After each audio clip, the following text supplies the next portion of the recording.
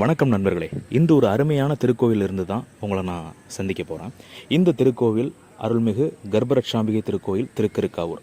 இந்த கோயிலை பற்றி நிறைய பேர் கேள்விப்பட்டிருப்பீங்க. ஏன்னா இந்த பேருக்கு ஏற்ற மாதிரி, இந்த ஊரினுடைய பேருக்கு ஏற்ற மாதிரியே இந்த திருக்கோயிலுக்கு வந்தால் குழந்தை பாக்கியம் இல்லாதவர்களுக்கு குழந்தை பாக்கியம் கிடைக்கும் அப்படிங்கிறது பரவலாக உள்ள நம்பிக்கை. அது உண்மையும் கூட அப்படின்னு தான் சொல்லணும். ஆனால் அதை விட இன்னொரு சிறப்பம்சமான ஒரு விஷயம் இந்த கோயிலில் இருக்குது. என்னென்னு தானே கேட்குறீங்க.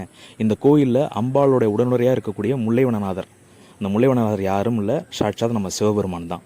இந்த லிங்கம் சுயம்புவாக உருவாக்கப்பட்ட லிங்கம். இந்த லிங்கம் பார்த்திங்கன்னா புற்று மணலால் ஆனது. இன்னமும் அது வனத்திற்குள்ளே இருந்ததற்கான அந்த அடையாளங்கள் இன்னமும் பார்த்திங்கன்னா இருக்குது. அது மேலே படர்ந்துருக்கும்.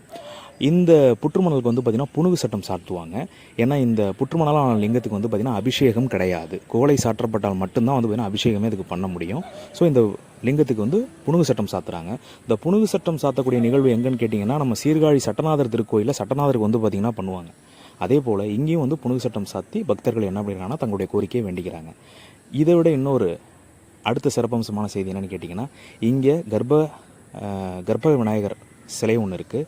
அதுபோல் திருநந்தி தேவர் சிலையும் இருக்குது. இந்த சிலைகள் பார்த்திங்கன்னா ஒளியால் செய்யப்பட்டவை இல்லை, அதாவது ஒளிப்படாதவை. இந்த சிலைகள் செதுக்கப்பட்டவை அல்ல, சுயம்புவாக உருவானவை.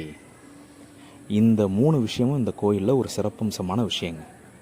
அதே போல் இந்த கோயிலுக்கு வரக்கூடிய பக்தர்கள் யாராக இருந்தாலும் சரி, அது திருமண பாக்கியமாக இருக்கலாம், இல்லை குழந்தை பாக்கியமாக இருக்கலாம், யாராக இருந்தாலும் சரி, தயவு செய்து இந்த கோயிலுக்கு வந்தீங்கன்னா 90 நிமிடமாவது இந்த கோயிலில் என்ன பண்ணுங்கன்னா அமர்ந்திருந்து அமைதியாக பிரார்த்தனை பண்ணிட்டு போங்க. அது ரொம்ப ரொம்ப முக்கியமான விஷயம். நீங்கள் எந்த குலதெய்வம் கோயிலுக்கு போனாலும் சரி, உங்களுடைய இஷ்ட தெய்வ கோயிலுக்கு போனாலும் சரி, எந்த கோயிலுக்கு போனாலும் தயவு செய்து 90 நிமிடம், அதாவது 1.5 மணி நேரம் உங்கள் ஃபோன்லாம் சுவிட்ச் ஆஃப் பண்ணிட்டு அமைதியாக பிரார்த்தனை பண்ணிட்டு போங்க.